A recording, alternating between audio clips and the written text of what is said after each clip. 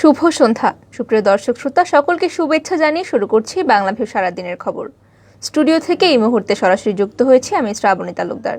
এই অনুষ্ঠানের মাধ্যমে আপনাদেরকে জানিয়ে দেওয়ার চেষ্টা করি সারাদিনে ঘটে যাওয়া দেশ এবং বিদেশের কিছু গুরুত্বপূর্ণ খবর। প্রথমেই জানিয়ে দেব বৃহত্তর সিলেট বিভাগের বিভিন্ন খবর। সুনামগঞ্জের স্মরণকালের ভয়াবহ বন্যা পরিস্থিতি দেখছে মানুষ। ঘরবাড়ি বিধ্বস্ত হয়েছে 5,000 পরিবারের। এসব পরিবারের জন্য অনুদান হিসেবে 5 কোটি টাকা বরাদ্দ দিয়েছে সরকার। প্রধানমন্ত্রীর ত্রাণ ও কল্যাণ তহবিল থেকেই অর্থ বরাদ্দ দেওয়া হয়। সেই হিসেবে ক্ষতিগ্রস্ত প্রতিটি পরিবার 10,000 টাকা করে পাবে। সুনামগঞ্জ জেলা প্রশাসক মোহাম্মদ জাহাঙ্গীর হোসেন বলেন, ভয়াবহ বন্যায় প্রতিটি উপজেলায় ঘরবাড়ি ব্যাপক ক্ষতি হয়েছে। অনেকের ঘরবাড়ি তছনছ হয়ে গিয়েছে এবং ক্ষতিগ্রস্তরা যেন আগের অবস্থায় যেতে পারেন সেজন্য প্রধানমন্ত্রীর ত্রাণ ও কল্যাণ তহবিল থেকে সুনামগঞ্জের 5,000 পরিবারের জন্য 5 কোটি টাকা বরাদ্দ দেওয়া হয়েছে। উজান থেকে নেমে আসা পাহাড়ি ঢলে সুনামগঞ্জ সদর সহ 12টি উপজেলা প্লাবিত হয়। পানিবন্দী হয়ে পড়েন 13 লাখেরও বেশি মানুষ। জীবন বাঁচাতে লক্ষাধিক মানুষ বাড়ি ছেড়ে যেতে হয়েছে আশ্রয় কেন্দ্রে। পানির চাপ এতটাই ভয়াবহ ছিল যে সুনামগঞ্জ জেলার 45,288টি বসতবাড়ি ক্ষতি হয়েছে। অবস্থা বেশি খারাপ হওয়ায় এখনও মানুষ নিজের ঘরে ফিরতে পারেননি। বানভাসী এসব মানুষ দিশেহারা অবস্থায় মানবেতর জীবনযাপন করছেন। হবিগঞ্জ পৌর এলাকা থেকে মাথাবিহীন একটি মরদেহ উদ্ধার করা হয়েছে। আজ শনিবার 2 জুলাই সকালে পৌর এলাকার মাছুলিয়ার খোয়াই নদীর পাড় থেকে পুলিশ মরদেহটি উদ্ধার করে। উদ্ধারকৃত মরদেহটি পৌরসভার ইনাতপাত এলাকার মোঘল মিয়ার ছেলে কদর আলীর বলে নিশ্চিত করেছেন তার স্বজনরা। স্থানীয়রা জানান, শনিবার সকালে মাছুলিয়া খোয়াই নদীর পাড়ে স্থানীয় লোকজন একটি মরদেহ দেখতে পেয়ে থানায় খবর দেয়। পুলিশ ঘটনাস্থলে গিয়ে মাথাবিহীন দেহটি উদ্ধার করে। পুলিশ মাথা উদ্ধার অভিযান চালাচ্ছে। কদর আলীর স্বজনরা খবর পেয়ে ঘটনাস্থলে পৌঁছে মরদেহটি তার বলে নিশ্চিত করেছেন। এ সময় তারা জানান, শুক্রবার থেকে কদর আলী কোনো খোঁজ পাওয়া যাচ্ছিল না। কদর আলীকে এমন কেন নির্মমভাবে হত্যা করা হয়েছে তার রহস্য উদ্ঘাটনে কাজ করছে পুলিশ এবং আইনশৃঙ্খলা বাহিনীর বেশ কয়েকটি টিম।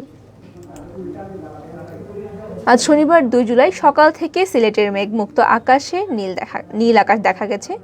বেলা বাড়ার সঙ্গে সঙ্গে রোদের তাপও বেড়েছে। এতে সিলেট নগরের বিভিন্ন এলাকা থেকে কমতে শুরু করেছে বন্যার পানি। দীর্ঘদিন পর সূর্য তাপ ছড়ানোয় সিলেটের বিভিন্ন এলাকার বন্যা কবলিত এবং নগরের বাসিন্দাদের মধ্যে অনেকটাই স্বস্তি দেখা দিয়েছে। এর আগে কিছুদিন ধরে সিলেটে সকালে পরিষ্কার সূর্য দেখা যায়নি আকাশে। দুপুরের দিক থেকে একটু আধটু তাপ ছড়িয়েছিল সূর্য, তবে আজ সকাল থেকে সূর্য তাপ ছড়াচ্ছিল।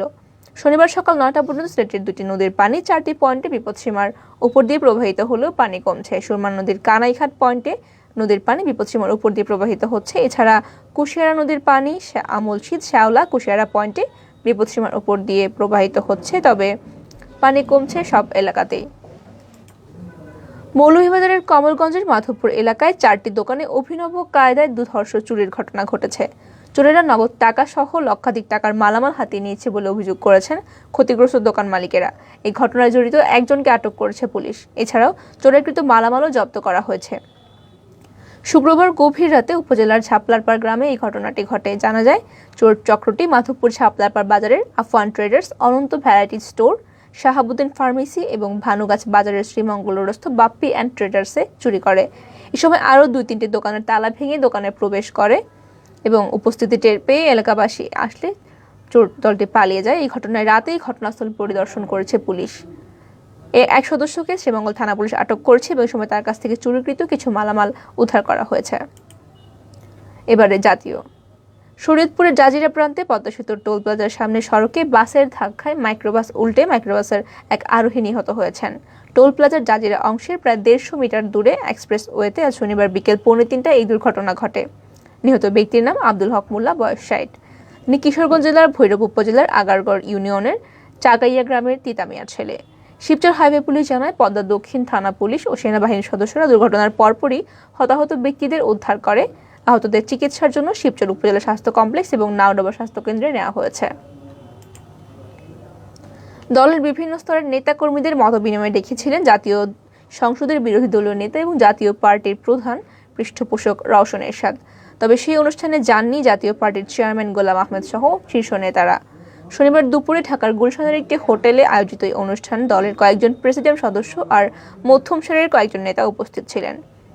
রওশন বলেন, আজকে যারা এই সভায় উপস্থিত হয়েছেন তারা জাতীয় পার্টির প্রকৃত নেতাকর্মী। আজ পল্লী বন্ধু এরশাদ নেই, উনি থাকলে পার্টি অন্যরকম হতো, উনি নেই, তাই জাতীয় পার্টি এলোমেলো হয়ে গেছে।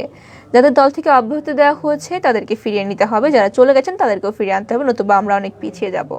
সম্প্রতি বিদেশ থেকে চিকিৎসা নিয়ে কদিনের জন্য দেশে ফিরেছেন রওশন এরশাদ। দেশে থাকাকালীন তিনি অবস্থান করছেন ঢাকার একটি হোটেলে এবং এরই মধ্যে সংসদের বাজেট অধিবেশনে যোগ দিয়েছেন বিরোধী দলীয় এই নেত্রী। রাঙামাটিতে অগ্নিকাণ্ডে 13টি দোকান এবং 2টি বসতঘর পুড়ে ছাই হয়ে গেছে। আজ শনিবার ভোরে শহরের কলেজ গেট এলাকায় এই ঘটনাটি ঘটে। এই সময় আগুন নিয়ন্ত্রণে কাজ করতে গিয়ে 3 জন আহত হন। ক্ষতিগ্রস্তরা বলছেন এই অগ্নিকাণ্ডে প্রায় 1 কোটি টাকার ক্ষয়ক্ষতি হয়েছে। ফায়ার সার্ভিস বলছে বৈদ্যুতিক শর্ট সার্কিট থেকে এই অগ্নিকাণ্ডের সূত্রপাত। প্রত্যক্ষদর্শীরা জানান, রাঙামাটি শহরের কলেজ গেট এলাকায় একটি দোকানে হঠাৎ করে আগুন দেখতে পান স্থানীয়রা। মুহূর্তে আগুন ছড়িয়ে পড়ে এবং আশপাশের দোকান বসতঘরে ছড়িয়ে পড়ে আগুন নিয়ন্ত্রণে ছুটে গেলেও আগুন নিয়ন্ত্রণে আনতে পারেনি স্থানীয়রা। পরে খবর দেওয়া হয় ফায়ার সার্ভিসকে এবং ফায়ার সার্ভিস এসে ঘটনাস্থলে এসে আগুন নিয়ন্ত্রণে আনতে সম্ভব হয়, কিন্তু এর মধ্যেই 13টি দোকান এবং 2টি বসতঘর সম্পূর্ণ পুড়ে ছাই হয়ে গেছে। ফেনীর ফুলগাজী উপজেলায় আওয়ামী লীগ এবং বিএনপির ত্রাণ কর্মসূচি নিয়ে উত্তেজনা ছড়ানোর পর 144 ধারা জারি করেছে স্থানীয় প্রশাসন। ফুলগাজী উপজেলা নির্বাহী কর্মকর্তা আশরাফুন নাহার স্বাক্ষরিত আদেশে বলা হয়, শনিবার 2 জুলাই ভোর থেকে পরবর্তী নির্দেশ না দেওয়া পর্যন্ত ফুলগাজী উপজেলায় 144 ধারা জারি থাকবে। শনিবার ফুলগাজী উপজেলা আওয়ামী লীগ এবং উপজেলা সদর বিএনপির দৌলতগ্রামে বন্যা কবলিত মানুষের মধ্যে ত্রাণ বিতরণ কর্মসূচি গ্রহণ করেছে। গতকাল বিকেলে ত্রাণ বিতরণ কর্মসূচিকে কেন্দ্র করে উভয় দলের মধ্যে পাল্টাপাল্টি ধাওয়া এবং সংঘর্ষ ঘটে, যার পরিপ্রেক্ষিতে বেশ কয়েকজন আহত হন। উভয় দলের একই সময় একই স্থানে ত্রাণ বিতরণের কর্মসূচি থাকায় আইন শৃঙ্খলা পরিস্থিতির অবনতির আশঙ্কা হয়েছে বলে জানিয়েছেন ফুলগাজী থানার ভারপ্রাপ্ত কর্মকর্তা। ওই স্থানে আইন শৃঙ্খলা ভঙ্গের আশঙ্কা রয়েছে। এমন অবস্থায় আজ ভোর থেকে পরবর্তী নির্দেশ না দেওয়া পর্যন্ত 144 ধারা জারি করা হয়েছে। এতক্ষণ শুনছিলেন জাতীয়, এবারে আন্তর্জাতিক। গত মাসে সংযুক্ত আরব আমিরাতের সঙ্গে ইসরায়েলের মুক্ত বাণিজ্য সম্পাদিত হয়েছে। এর মধ্যে আরব ইসরায়েল সম্পর্কে তাৎপর্যপূর্ণ একটি পরিবর্তন ঘটতে যাচ্ছে বলে ধারণা করা হচ্ছে। ইসরায়েল এবং উপসাগরীয় দেশের মধ্যে এটাই প্রথম চুক্তি, যাতে কম শুল্ক সহজ করার সুবিধায় ব্যবসা বাণিজ্য বিস্তারের সুযোগ তৈরি হলো। চুক্তির ফলে এখন 2 দেশের মধ্যে ব্যবসা বাণিজ্য এবং যাতায়াত বাড়বে। এর ফলে 1971 সালে স্বাধীন হওয়ার পর 50 বছর ধরে আরব আমিরাত যেভাবে ইসরায়েলকে অস্পৃশ্য হিসেবে বিবেচনা করে আসছিল, সেই ধারাটি ভেঙে গেল। এখন অন্য দেশগুলোর উপরেও একই ধরনের চাপ তৈরি হয়েছে।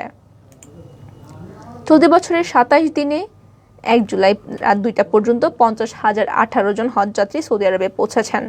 এর মধ্যে সরকারি ব্যবস্থাপনায় 3,385 এবং বেসরকারি ব্যবস্থাপনায় 46,833 জন। হজ সম্পর্কিত প্রতিদিনের বুলেটিনে তথ্যটি জানানো হয়েছে। Airlines, civil aviation authority of Bangladesh, Bangladesh Hajj office Dhaka এবং সৌদি আরব সূত্রে তথ্যগুলো জানা গেছে। মোট 139টি ফ্লাইটে সৌদি গেছেন হজ যাত্রীরা। এর মধ্যে বিমান বাংলাদেশ এয়ারলাইন্স পরিচালিত 77টি, সৌদি এয়ারলাইন্স পরিচালিত 53টি এবং ফ্লাইলাইন্স এয়ারলাইন্স পরিচালিত ফ্লাইট সংখ্যা ছিল 9টি। এবারে খেলার খবর।